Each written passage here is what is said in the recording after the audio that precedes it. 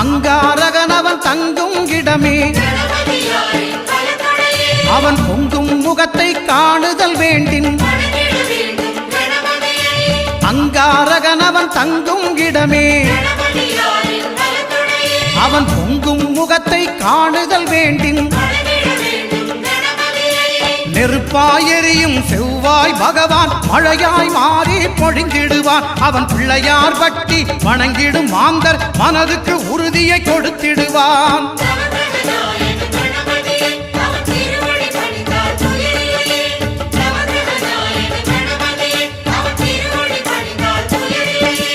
ஒன்பது கோளும் ஒன்றாய் காண அங்கு கற்பகம் என்னும் கடவுளின் மெய்யில்